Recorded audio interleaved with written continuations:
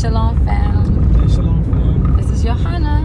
This is Talmidh. And we have interesting conversations as we're riding. We've been spending a lot of time in the car. I'll explain that to you guys in another video.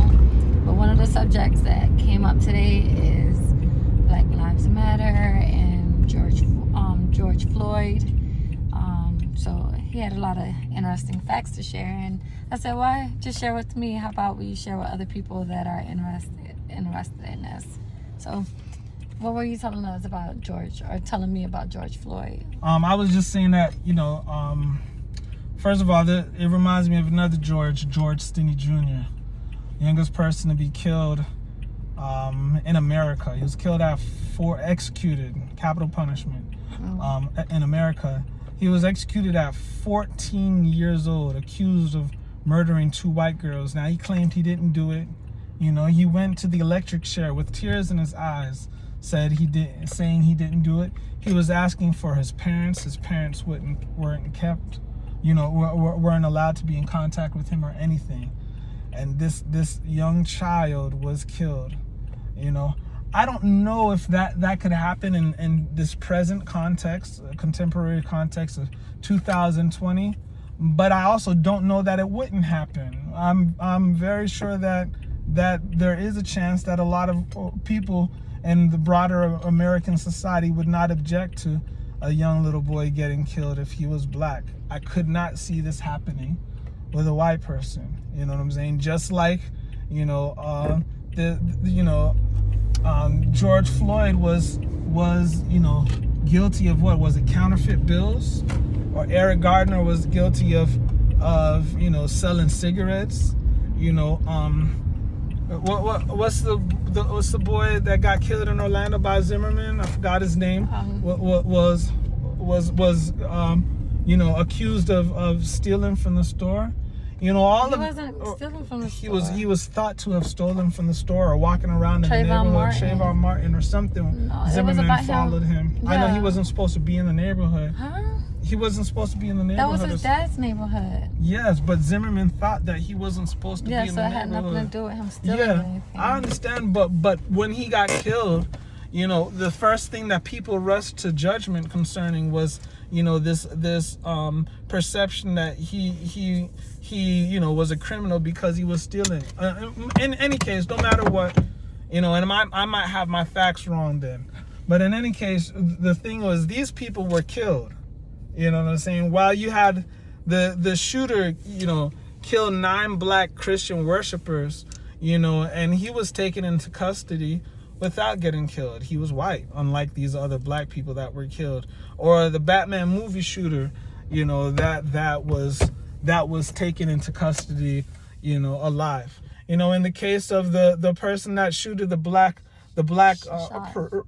shot the black churchgoers, he was actually given a bulletproof vest while he was arrested to protect him.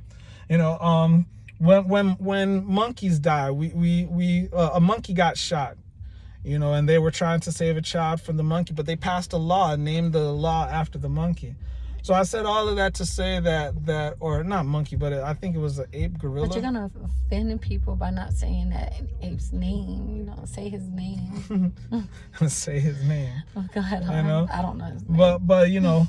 But black people died. So I said all of that has to do with the problem of racism. When the cop was on George Floyd's neck, the cop wasn't on George Floyd's neck because when you looked at his face, there was very little hatred in his eyes, very little emotion, very little concern about anything, and I believe it's deep down because American society at large does not perceive black people to be fully human. We're believed to be subhuman. But it's like we're less than animals. Like the examples that you're giving is like, they cared about the ape. They cared about different animals. Of course, they cared about white people. But by your example, because at first I thought we were saying that, we're like animals, but we're even less than animals for him to, a cop to treat a black person like he's not even human. Yeah. I mean, the old photographs of black people getting lynched, and white people would smile. or souvenirs from lynchings that happened. You know, racism was spawned at a time, or before racism there was xenophobia, bigotry, and nationalism. All of that existed. You know, ethnocentrism. You know, but ethnocentrism is literally wired into our bodies. Right when you're born, you start picking up on who are the members of your ethnic group, who are the members of your family, your core, even though I hate this word because it has so much baggage, tribe, so to speak. You know, and before racism, everybody thought that their tribe was uniquely endowed and was the best. So Arabs thought that the Greeks, you know, that white people were too, you know, light, and that the Ethiopians were too dark, but they were right in the middle. You know, the Ethiopians were too burnt. You know, white people were not cooked enough, but they were a perfectly, you know, cooked, you know, item. You know, the Greeks thought that the Northerners, you know, the barbarians, you know, who would be today's Europeans, Eastern Europeans, or Anglo-Saxons, I guess, were barbaric. They thought that the Ethiopians were smart, you know, but so the whites were barbaric, but they were fierce in battle. The Ethiopians were smarter, but they were timid in battle, and the Greeks thought they were in the middle.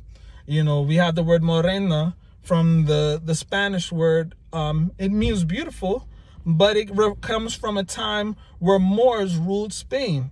All right, because the ruling people in Spain were dark-skinned people, the Moors, right? Or the Sudanese. If you were too light in Sudan, you would rub makeup on your skin, you know, to become darker. Why? Because the ruling class of Sudan was a dark-skinned people.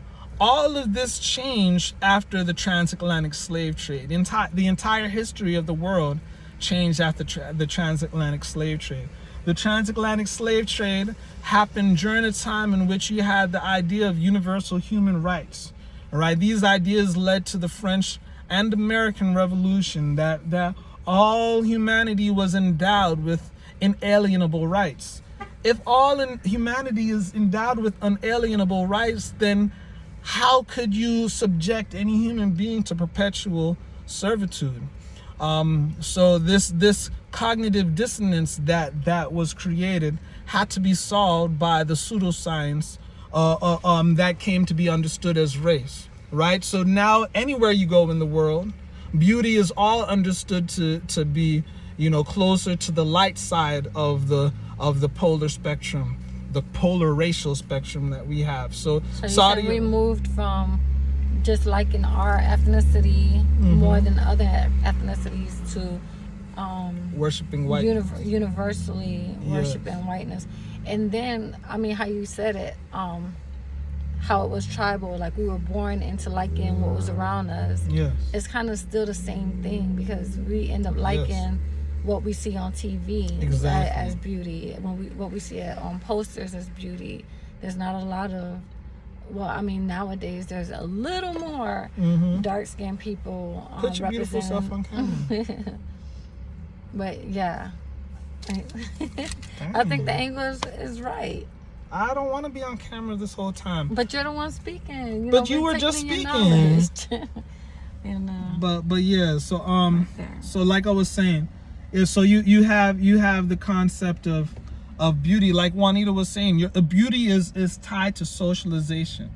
All right, so you're socializing to what is beautiful, and the socialization of beauty is tied to social mobility, social authority, and who's at the top of the social ladder. All right, this understanding of race and the beauty given to lighter people and more Western people is a phenomenon tied to the reality that white people, you know, or the Western man controls the world. Whether that's a good or bad thing is debatable. There are definitely some good things that came from Western imperialism, you know, and I know a lot of black people will hate me for saying that, but there's also a lot of bad things that came from Western imperialism. And one of those bad things is racism. And I believe that racism and white supremacy are the same thing, just as we read in the works of Francis Cress Wilson and Neely Fuller. Racism and white supremacy is a phenomenon of Western imperialism. It could not exist if the Western man did not conquer the entire known world right now. So that's why if you hear me say, because I think of things in a geopolitical context, I never just say racism, white supremacy. I say racism, white supremacy, Western imperialism. And from now on, that's what I'll say. Racism, white supremacy, Western imperialism is the current form of injustice. Once again, injustice has always prevailed, but racism, white supremacy, Western imperialism is the current form of injustice that is subjecting all non-Western and even Western people, because the Western man, the white man, is also a victim of his own crimes. Just as we're dehumanized by the sin of racism, white supremacy, Western imperialism, the victimizer himself becomes dehumanized by racism, white supremacy, Western imperialism. So it's not just a racist cop sitting on top of George Floyd's neck, as if racism was just a phenomenon of just one individual. It's not just a couple bad people who led George Stinney to his death. Once again, as if racism, white supremacy, Western imperialism is the phenomenon of just a bad attitude, of just a few bad apples. No, it is an entire global system that interacts with all 9 areas of human interaction. So once again, that's, for those that don't know, economics, education, entertainment, labor, law, politics, religion, sex, and war. Racism is interacting with all of those things, de facto and de jure, backed up. And we would say that the Western world is a military arm of that. So when you look at racism, when you look to stop racism, it does start with the individual. But to look at it as just a phenomenon of collective individualism is not enough. To stop racism is to stop an institutional structural problem. And this is why a lot of scholars say black people cannot be racist, because black people do not rule the known world. You understand what I'm saying? In Iraq, black people of darker skin have similar problems to black people in South America, who have similar problems to darker people in India, who have similar problems to darker people in Israel, who have not. And I'm speaking in very general terms, in terms of bias against your skin. And I'm not trying to be irresponsible, but in terms of a bias against people in America that have black skin, all over the world, black people are at the bottom of the totem pole. And So it started from the imperialism of Western nations, at the end, the understanding that all people had an inalienable rights, being juxtaposed to the ideal of perpetual servitude, and the rewriting of history that had to occur with that. Yeah, so, but specifically, we had to make, well, not we, but Westerners had to make these Africans not people for them to be like, for them to be nice, for them to be human. It's just like, well, I'm not putting regular people to servitude. I'm putting these people that's not really people into servitude. Yes. Is what you're saying. Exactly. And this the identity of the Western man and the otherness of the black man is not exclusively, it doesn't exclusively hurt black people alone. It hurts all non-Western people. We're just at the bottom of the totem pole, but don't think your otherness doesn't make you a target just because you're Asian otherness, or especially your religious otherness, like Jewish. A Jewish person, no matter how white they are, will never be considered white, right? Because the Western man, the Western identity was predicated on non-Jewishness, because the Western identity was an extension of, or Western imperialism was an extension of Roman imperialism, Pax Romania. And Roman imperialism, what unified Rome was Christianity. A Muslim man or a Jewish man, no, let's say a Syrian Muslim, a Lebanese Muslim, some of them have blonde hair and blue eyes, will still never be considered white because their otherness stems from their religion. The same people that Hitler used, and we're talking about eugenic science to exterminate 6 million Jews. Nazi eugenics learned this from America. You know what I'm saying? The same people that exterminated black people in America were the same group of people, the same ideas that led to the extermination of black people in Rhodesia under Leopold. So I said all of that to say that racism must be understood as a universal, systemic, institutional problem. It's not something where just one black person is being lynched, but it has to be something that's understood, just like George Floyd's death. It's a slow process of choking, of taking away oxygen. It's a slow, more subtle process of oppression and extermination, and I would argue in genocide. So you have the saying in Yahaduth, we say, from Moses to Moses, there was not one like Moses. I'm a student of Rambam. I would say from George to George, there is no justice. From George Stinney Jr. to George Floyd, there's no justice.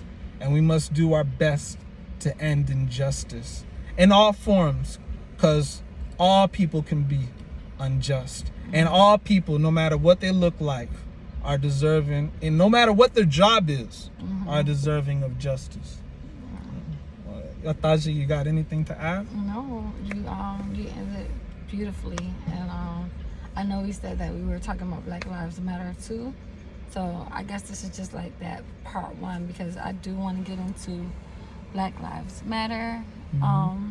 From hearing about you talking about the two Georges, and just it goes beyond our black people being killed.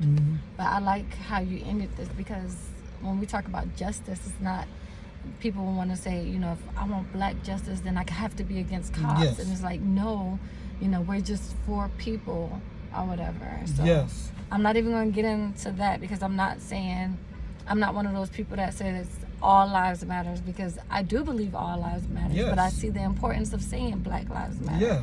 So I think that's a different subject, and I really appreciate how you put everything, how you're explaining how this problem that we have here in America is systematic, and how it doesn't take hate for a person to do what they did to George Floyd. It just, how our minds, like all of us, have been, I'm not looking for manipulated, but we've all been brainwashed. Yeah. So coming from our European brothers to our African brothers, here in America or in our Western society, and which have taken place all over the world now, there's been this huge brainwashing where we can't just say, yo, that man hates me. Yeah. It's more than that. It's deeper than that. Bigger so than that. I think you really touched base on that. Well, you touched base on a lot too. I just want to put it out there. My wife is a scholar, so we have these videos that we're doing, but my wife got a lot of information too. Both of us got degrees that deal with black studies. Yeah. You know what I'm saying? Mine was in history, tied to the African continent, African diaspora, the globalization of race and critical race theory, all and how they intertwine with international relation and geopolitics. My wife has all of that, but rather a concentration on literature rather than history.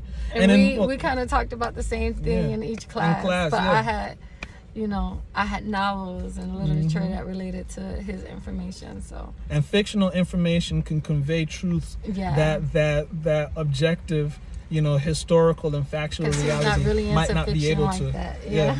So that's actually what got me into appreciating black literature, is that there's some things that can only be communicated through literature. Well, all literature, but yeah. I really concentrate on black literature. Yes. So. One thinker called literature a distillation of reality. It allows you to focus on things that might escape you, you know, in the real world. So this is supposed to be a very short video, like, but I'm just glad like more information is being shared, and you know, hopefully you guys get to know us more and more. So I hope you like what you heard. I hope it was, you know, informal to you.